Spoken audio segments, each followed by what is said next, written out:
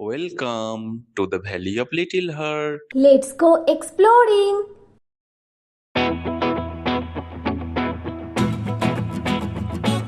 কালো দিঘির স্বচ্ছ জলে প্রচুর মাছ খেলা করে। সেই যে গো জঙ্গলে ঢোকার আগে বড় দিঘিটা, সেই দিঘির পাশেই তো সারস পাখির বাড়ি। সে মনের সুখে মাছ ধরে আর খায়।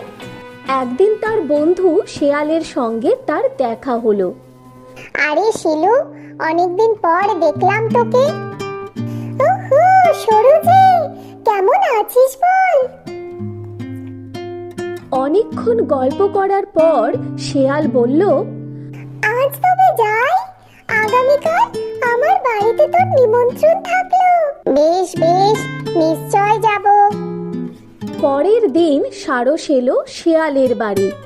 এ কথা সে কথার পর শেয়াল খাবার আনতে গেল। একটু পর দুটো থালায় নিয়ে এলো পায়েস। নে সরু, খেতে শুরু কর। এই বলে শেয়াল নিজের থালা চাটতে শুরু করলো, কিন্তু সারস বেচারা তার সরু ঠোঁটের জন্য একটুও পায়েস মুখে তুলতে পারল না।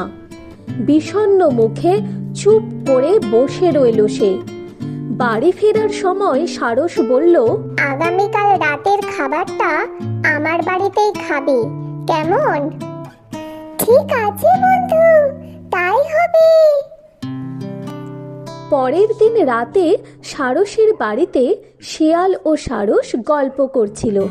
সারস বলল, আজ আমিও তোর মতো পায়েস বানিয়েছি, খাবি চল।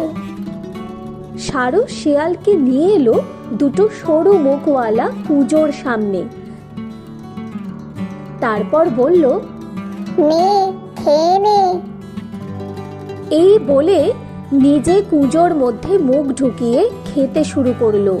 কিন্তু শেয়াল কোনো মতেই পায়েসের নাগাল পেল না। তখন সে বুঝতে পারলো আগের রাতে সে ঠিক কি ভুল করেছে। কাল তোকে থালায় পায়েস খেতে দিয়ে আমি ঠিক কাজ করিনি। সারস তখন মুচকি হেসে শেয়ালের সামনে রাখলো একটি থালা, আর তাতে ঢেলে দিল সুস্বাদু পায়েস।